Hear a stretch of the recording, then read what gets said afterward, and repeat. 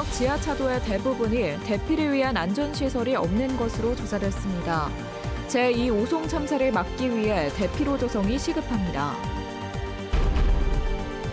전시를 대비해 조성된 충북도청 지하 벙커가 50년 만에 공개됐습니다.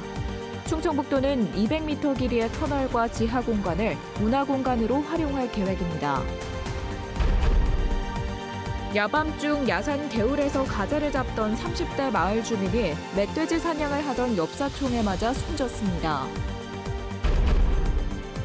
우리 고유의 종자를 지키고 보존하기 위해 노력하는 괴산 농민들의 이야기가 다큐멘터리 영화로 만들어져 개봉했습니다. 시청자 여러분 안녕하십니까? 계속해서 뉴스데스크 충북 소식입니다. 오송 지하차도 참사에서 얻은 뼈아픈 교훈 가운데 하나는 신속하게 대피할 수 있는 안전시설이 반드시 필요하다는 것이었는데요. 하지만 여전히 지하차도 안에 대피로도 없고 사다리 같은 피난시설이 없는 곳이 태반입니다. 관련 소식 이병선 기자가 보도합니다. 지난해 11월 개통한 청주 오창 지하차도. 수백 미터에 달하는 내부에 대피로가 없고 손으로 붙잡고 빠져나올 피난시설도 없습니다. 폭우로 침수돼 차량이 갇혔을 때 거센 물살을 헤치고 나올 방법이 없는 겁니다. 일반 성인들도 사실 50cm 정도 물이 찼을 때 보행이 어렵다고 봅니다. 그때 가장 필요한 부분은 핸드 유도레일, 방향 지시판 이런 부분이라고 생각합니다. 출퇴근길 차량 정체가 심한 터미널 앞 지하차도 역시 사정은 마찬가지. 지대가 낮은 중심부에 갇히면 꼼짝없이 위험에 노출될 수밖에 없습니다. 양쪽에 보행자 통로가 있는 소규모 지하도의 경우도 탈출할 방법이 없기는 매한가지입니다. 지면에서 보행자 통로까지 높이가 성인 키보다도 높아 난간을 붙잡기가 어렵고 난간이 없는 곳에 멈춰서면 차량 지붕에 올라가도 붙잡을 게 없습니다. 도나 시가 관리하는 청주 지역 지하차도 15곳 가운데 대피로가 있는 곳은 현도 양지 지하차도 단 한 곳뿐. 오송 지하차도 참사 직후 부산 남구청은 숨 쉴 수 있는 에어포켓으로 타고 올라갈 비상대피 사다리를 설치했는데 정작 청주 지역 지하차도 15곳 가운데 비상대피 사다리나 대피유도 핸드레일 등 피난시설이 설치된 곳은 단 한 곳도 없습니다. 침수 상황에서도 작동할 수 있도록 수배 전반을 지상에 설치한 건 60%, 비상발전기가 있는 곳은 27%에 불과합니다.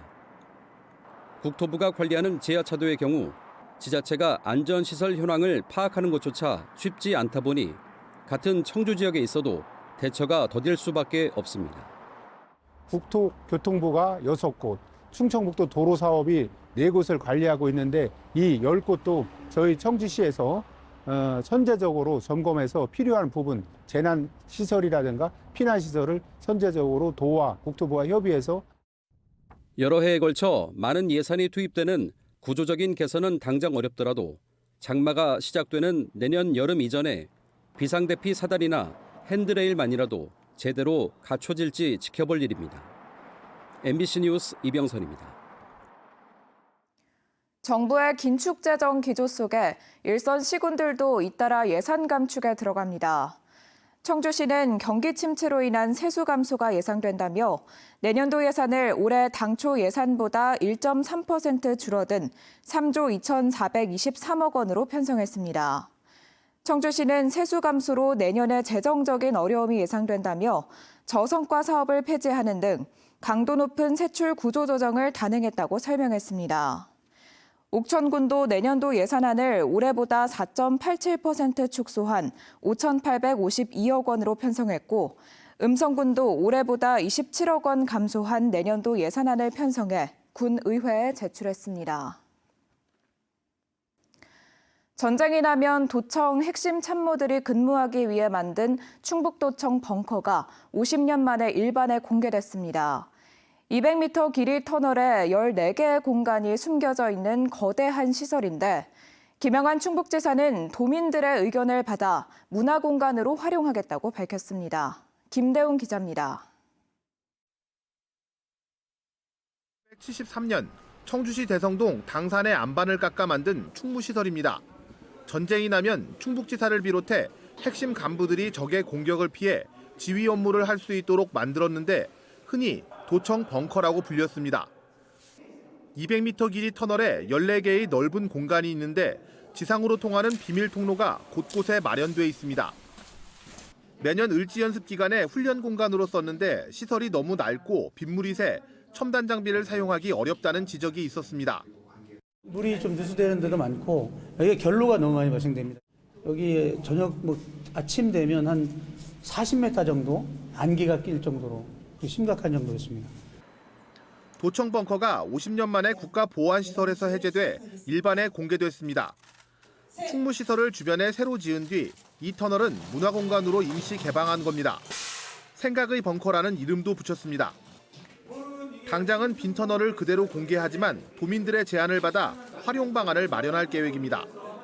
설치 미술이나 미디어 아트 공간으로 활용하면 좋겠다는 예술계의 제안도 들어온 상태입니다. 파리의 몽마르트의 언덕이나 이런 거에 비해서도 손색이 없는 그런 공간이라고 생각합니다. 충청북도 또 청주시의 명소가 될 것이 분명하다. 충청북도는 걸어서 원도심을 관광하는 문화의 바다 사업에 이 벙커를 활용한 사업을 포함할 예정입니다. 구체적인 활용 방안과 계획은 용역을 거쳐 내년 7월쯤 확정될 예정입니다. MBC 뉴스 김대웅입니다. 충북도의회 교육위원회가 유보 통합을 위한 정부 조직법 개정을 촉구하는 건의안을 채택했습니다.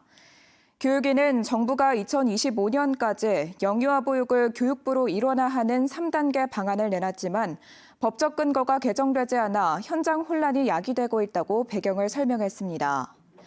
또 세부 계획이나 지침도 없다며 교육부와 시도교육청 중심의 추진 계획을 세워 이행할 것을 정부에 요구했습니다. 건의안은 오는 27일 도의회 본회의에 상정돼 처리될 예정입니다. 한밤에 야산 개울에서 가재를 잡던 마을 주민이 사냥꾼 총에 맞아 숨졌습니다. 총을 쏜 사냥꾼은 멧돼지인 줄 알았다고 진술했는데요. 어찌된 일인지 김은초 기자가 보도합니다. 늦은 밤 농촌마을의 한 도로에 차량 여러 대가 한꺼번에 멈춰서고 119 구급대원이 급하게 쓰러진 남성을 향해 달려나옵니다. 구급대원들이 쓰러진 남성의 가슴을 쉴 새 없이 압박합니다. 야산에서 총을 맞은 이 30대 남성은 병원으로 옮겨졌지만 끝내 숨졌습니다. 의식 호흡 맥박 없는 상태로 이제 심정지 상태였고요. 이제 총상이 발생해가지고 출혈이 지속되는 상태였습니다. 사고 당시 이 남성은 다른 마을 주민 2명과 함께 야산에 있는 개울에서 가재를 잡던 중이었습니다. 숨진 30대는 이곳에서 가재와 개구리를 잡으려다 100m 정도 떨어진 곳에서 날아든 총탄에 맞아 변을 당했습니다. 총을 쏜 사람은 야생동물 수렵 허가를 받아 근처에서 멧돼지를 사냥하던 60대 엽사였습니다. 엽사는 경찰 조사에서 피해자가 한밤중에 우거진 숲길로 웅크리고 있어 멧돼지로 착각했다고 진술한 것으로 알려졌습니다. 15년 넘게 수렵 활동을 해왔지만 오인 사격을 피하지 못한 겁니다. 특히 사고가 난 지역은 멧돼지가 자주 출몰하다 보니 아프리카 돼지열병 확산 우려 지역으로 분류돼 총기 사용이 광범위하게 허용된 곳이었습니다. 그분들 대상으로 저희들이 최단 시일 내에 좀 더 집체 교육을 해서 다시는 이런 사고가 발생하지 않도록. 경찰과 옥천군은 사고를 낸 엽사를 업무상 과실치사 혐의로 입건하고 총기 사용과 수렵 면허를 취소하기로 했습니다. MBC 뉴스 김우초입니다. 현재 농사 짓는 종자의 대부분은 다국적 기업이 만들어 2세대 전이를 못하는 것들입니다. 이에 맞서 우리 고유의 종자, 즉 씨앗을 지키고 보존하려는 농부가 있는데요. 우리 것을 지키려는 우리 지역 농부들의 이야기가 다큐멘터리 영화로 만들어졌습니다. 관련 소식 이승준 기자가 보도합니다. 밭철벼와 가끈 동부, 도깨비박, 제비콩, 백가지 등 이름조차 낯선 농작물. 우리 땅에서 오래전부터 재배하던 토종 농작물입니다. 다큐멘터리 영화 느티나무 아래는 제목에서 연상되듯 괴산의 농부와 농사 이야기입니다.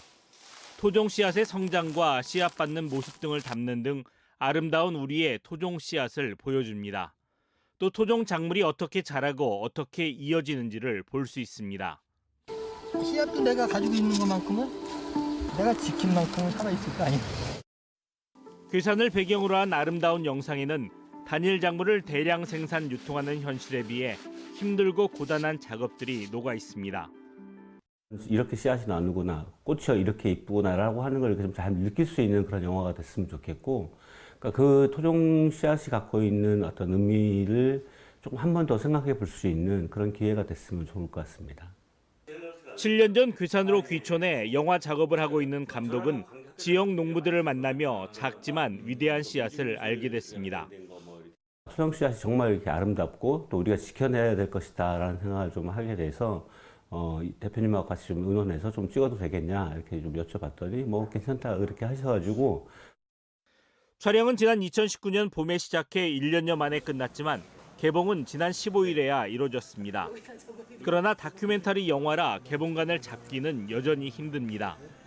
괴산에서만 2주 동안 개봉이 확정됐고 충주는 오는 23일 한 차례만 상영됩니다. 오히려 뜻을 같이 하는 팬들이 펀딩을 통해 영화 개봉을 추진 중입니다.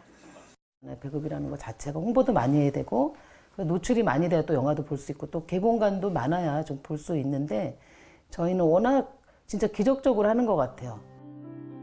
알아주는 이 없어도 묵묵히 이어가는 우리 씨앗의 이야기. 다큐멘터리를 만든 사람도 보는 사람도 함께하는 마음으로 이어지고 있습니다. MBC 뉴스 이승준입니다.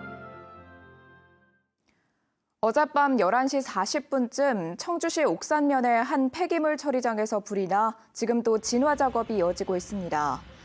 청주 서부경찰서는 인력 90명과 장비 41대를 동원해 화재 5시간 만에 큰 불은 잡았지만 폐기물 저장고에는 여전히 수백 톤의 폐기물이 쌓여 있어 진화 작업에 어려움을 겪고 있습니다.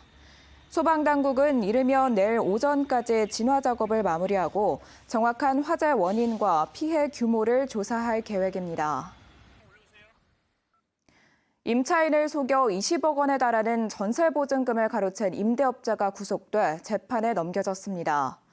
청주지법은 낡은 주택을 사들여 재건축한 뒤 선순위 등 권리관계를 허위로 알려주는 방식으로 26명을 속여 전세보증금 19억 원을 빼돌린 혐의로 40대 임대업자를 구속 기소했습니다. 검찰은 공범에 대해서도 수사를 확대하고 있습니다.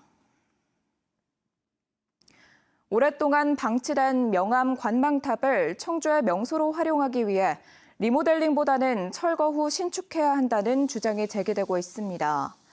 지난 81회 임시회에서 명암 관망탑 리모델링 관련 예산을 전액 삭감한 청주시의회 농업정책위원회 최재호 의원은 오늘 5분 발언을 통해 종합적인 활용 방안이 필요하다며 리모델링 계획을 원점에서 재검토해야 한다고 주장했습니다. 청주시는 오는 22일부터 29일까지 시민 여론 수렴 플랫폼 청주 시선을 통해 명암 관망탑 처리 방안에 대한 시민 의견을 접수합니다. 앞으로 10년 동안 수도요금을 올리겠다는 충주시의 계획에 대해 더불어민주당 충주지역위원회가 반대 입장을 냈습니다. 민주당 충주위원회는 지난 14일 충주시 의회에서 가결된 수도급수 개정 조례안에 대해 경기 침체와 물가 상승 등으로 힘든 서민 생활을 도외시하는 것이라고 비판했습니다. 충북 소식 마칩니다. 고맙습니다.